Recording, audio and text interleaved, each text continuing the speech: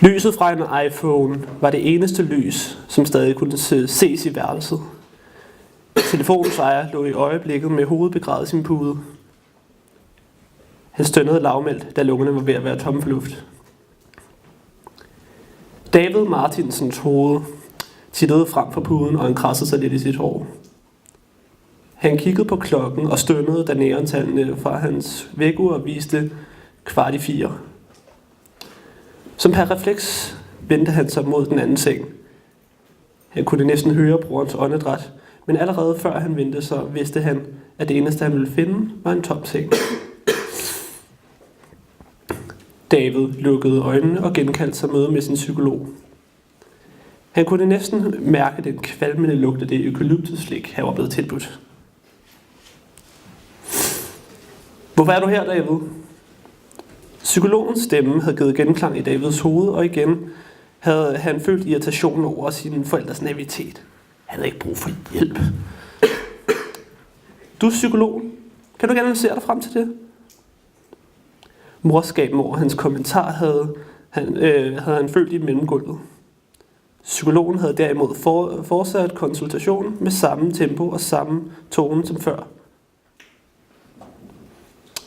Det er helt normalt, du prøver at skyde mig fra dig. Humor bliver ofte brugt til, som et værktøj for mange til at skubbe den slags ting væk, men David.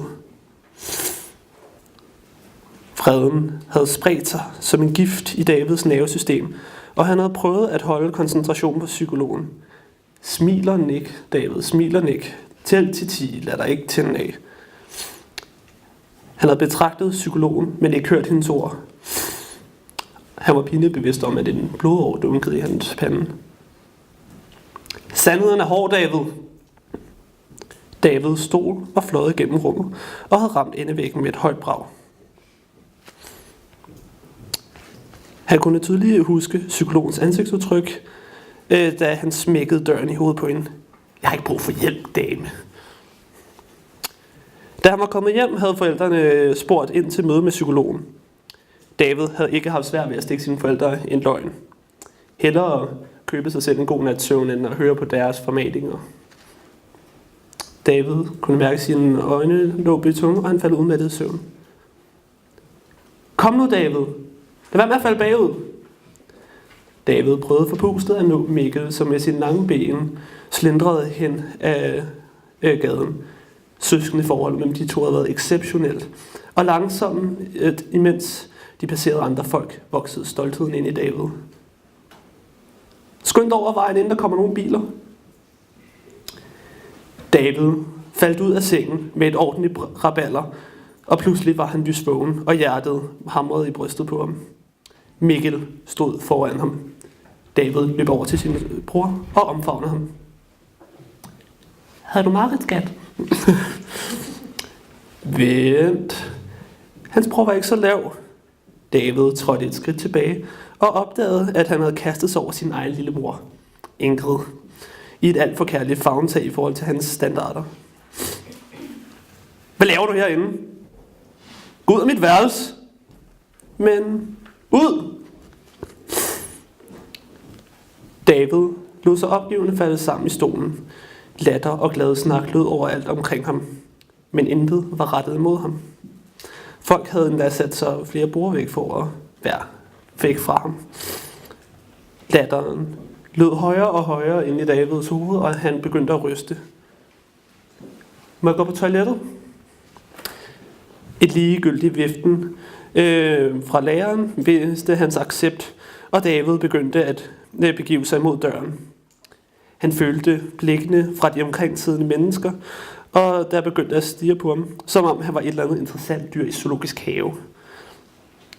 Mikkel, hvor er du? Hvorfor gemmer du fra mig?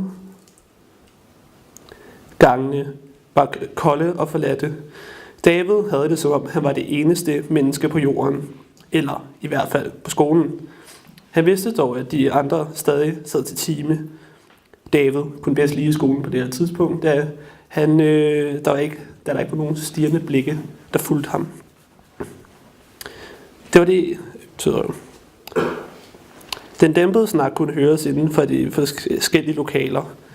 Han hørte Tydeligt de spage stemmer, som pludrede løs, uden en eneste bekymring, ud over de snarlige eksamener. David kunne genkende sin gamle klasselærers stemme, frøken Jørgensen, der råbte af en af sine elever, som efter hvad han kunne høre, var begyndt at spise kridt. Hallo, din lille lort! Den lattermilde stemme virkede alt for bekendt. Vend dig om, når nogen snakker til dig. David vendte sig om med et hamrende hjerte og med en underlig forudanelse om, hvad der ville vise sig for ham. Mikkels ansigt flækkede et grin, og han vinkede provokerende til ham. Han begyndte at fløjte, som om David var en eller anden form for hund. David satte i løb og skyndte sig efter sin storebror. Mikkel drejede om hjørnet, og David skyndte sig efter ham i den tro, at Mikkel ville vende på ham. Din snegl, er du ikke hurtigere? Mikkel kaldte lokkende ned for enden af gangen. Han begyndte at gå mod udgangen, og David skyndte sig efter. Den kolde vind slog imod Davids krop, og overraskelsen over det pludselige skift i vejret forbløffede ham. Regnen var begyndt at stå ned i stænger, og det var svært at se frem for sig. Hans t-shirt begyndte at klæbe ind til hans krop, og han så sig omkring i regnen efter Mikkel. Kom nu, David. Lad være med at falde bagud. Regnen forsvandt for Davids øjne. Mikkel slendrede fremad med hænderne i lommen, og med et stort smil på læben. David kom op på siden af ham, og igen voksede følelsen af stolthed og af glæden over, at endelig havde fået lov til at følges med Mikkel. Og igen stod de foran det velkendte trafiklys. Skynd dig, før der kommer nogle biler. David rystede på hovedet og kiggede på trafiklyset, der stadig lyste rødt. Vi bliver nødt til at vente. Mikkel rystede på hovedet og gik fremad med bemærkningen: Tøsedreng.